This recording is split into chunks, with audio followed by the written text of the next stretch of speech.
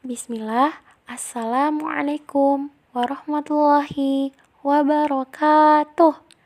Kaifa halukunna ya akhwat? Semoga semuanya sehat ya dan senantiasa dalam perlindungan Allah.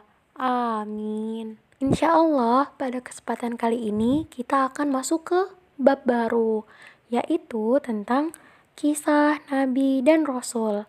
Kalian bisa lihat di buku Diniyah pada halaman ke-18 ya Solihah.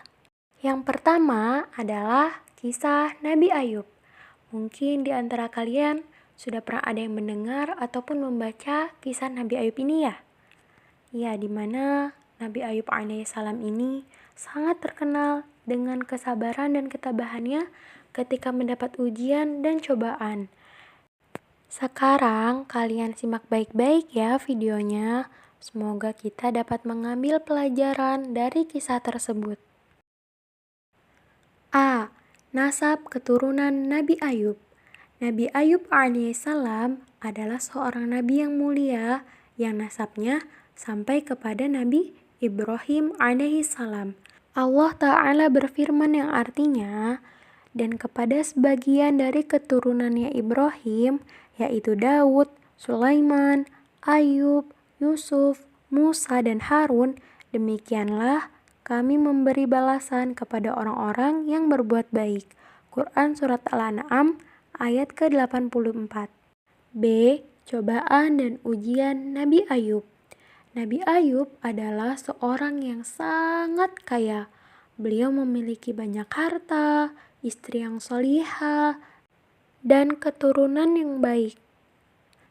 Tapi Allah ingin menguji Nabi Ayub, karena apabila Allah mencintai suatu kaum, maka Allah akan menguji mereka.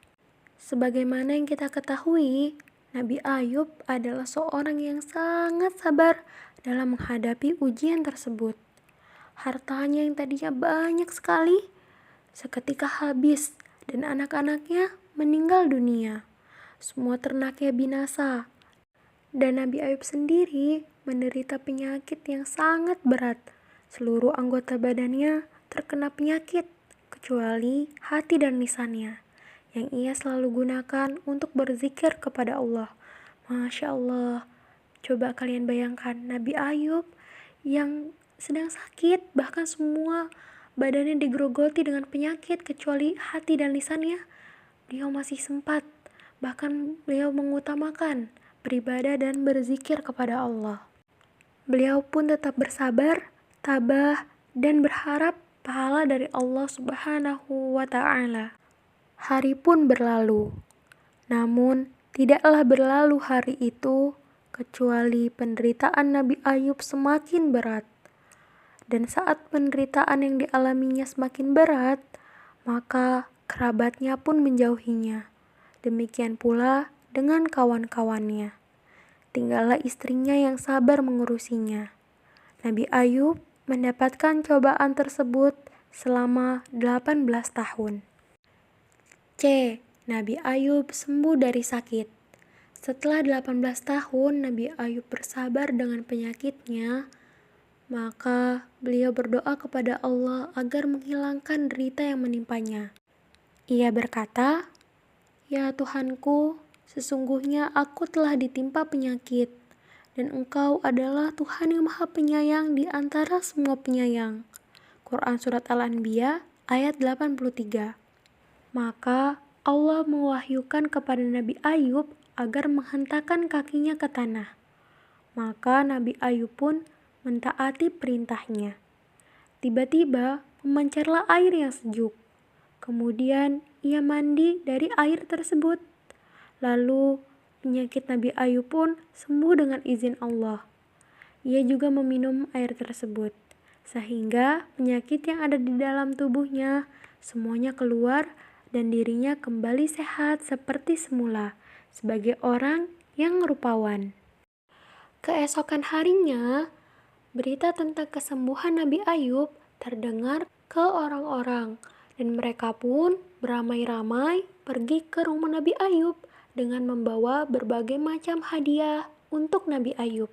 Kemudian Allah memberikan kekayaan kepada Nabi Ayub 2 kali lipat dari sebelumnya. Dan selanjutnya Allah memberi karunia, yaitu istrinya Nabi Ayub yang bernama Rahmah, hamil anak kembar berturut-turut.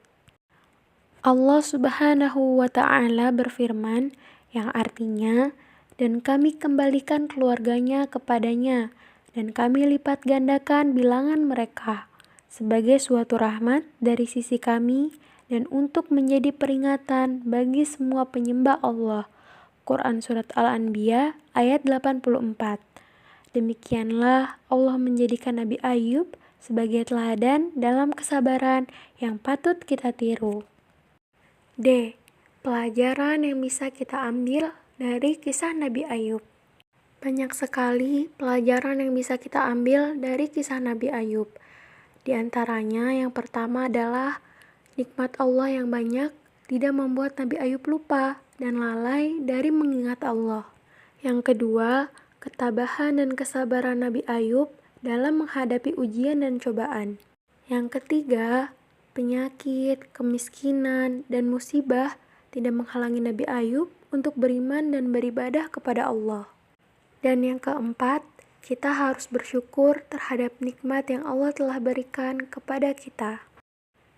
Cukup sekian materi hari ini. Semoga dapat dipahami ya solihah. Wassalamualaikum warahmatullahi wabarakatuh.